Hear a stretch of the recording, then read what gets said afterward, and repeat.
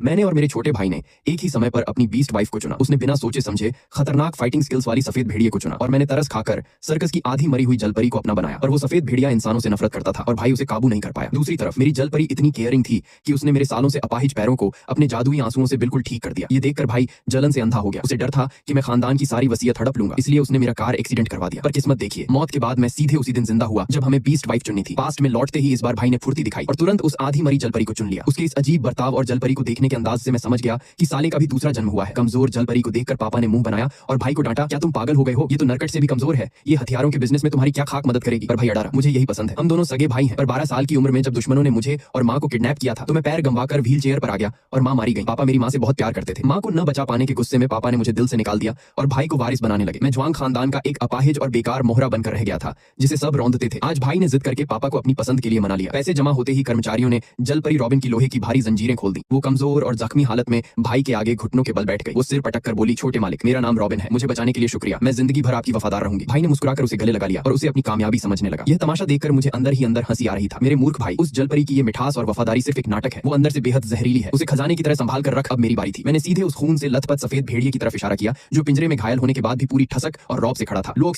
मुझे ये सफेद भेड़िया चाहिए। मेरी आवाज सुनते ही भेड़िए ने अपनी नफरत से भरी आंखें मुझ पर टिका दी। भाई जोर से हंसा। भाई, जब अच्छे भले लोग इस भेड़िए को काबू नहीं कर पाते तो तुम व्हील चेयर पर बैठकर इससे क्या खाक मदद लोगे? पापा का चेहरा भी गुस्से से लाल था। मैंने अपने घुटनों पर हाथ रखकर कहा, पापा, मैं अपाहिज जरूर हूं पर मैं हार नहीं मानूंगा। मुझे यकीन है कि लुऑक्सी मेरी हालत और मेरी किस्मत दोनों बदल सकता है। मैंने आगे कहा, इतने सालों में मैंने कभी आपसे कुछ नहीं मांगा, पहली बार एक मौका मांग रहा हूं। मैं इसे काबू करके दिखाऊंगा। मां की मौत के पछतावे और मेरी बेबसी को देखकर पापा का दिल आखिरकार पिघल गया। हवेली लौटते ही भाई बिना डिनर किए अपनी जलपरी रॉबिन को लेकर सीधे अपने दूसरे बंगले की तरफ भाग गया। वो उसे अपनी जादुई दासी बनाना चाहता था, पर कुछ ही देर बाद वहां से उसकी चीखें गूंज उठी। नौकर पट्टियां और दवाइयां लेकर बदहवास दौड़ने लगे। हमारा वफादार मैनेजर पसीने से तरबतर होकर डाइनिंग टेबल पर आया और पापा से बोला, सर, बहुत अनर्थ हो गया, छोटे मालिक का पेट बुरी तरह फट गया है। पापा ने गुस्से में टेबल पर हाथ मारा और दौड़ते हुए बाहर निकले। तभी सामने से छोटा भाई आता दिखा। उसका पूरा शरीर खून से लथपथ था। पापा ने घबरा कर पूछा, बेटा तुम ठीक तो हो? ये क्या हालत है? भाई दर्द में भी घमंड से मुस्कुराया, पापा मैं ठीक हूँ, मैं तो बस रॉबिन की असली ताकत का इम्तिहान ले रहा था। पापा ने देखा कि भाई का खौफनाक जख्म कुछ ही सेकंड में जादू की तरह भरने लगा था। भाई ने गर्व से समझाया, ये रॉबिन एक मरमेड है, इसके आंसुओं में मरे हुए इंसान को भी जिंदा करने की हीलिंग पावर है। घाव कितना भी गहरा हो, इसके सामने वो तुरंत नया जैसा हो जाता है। हथियारों के बिजनेस में रोज गोलियां और घाव मिलना आम बात थी। पापा को लगा कि इस हीलिंग पावर की वजह से अब उनका छोटा बेटा और पूरा बिजनेस हमेशा सुरक्षित रहेगा। पापा की आंखों में भाई के लिए इज्जत और बढ़ गई। मेरा भाई अपनी इस कामयाबी पर गर्व से फूला नहीं समा रहा था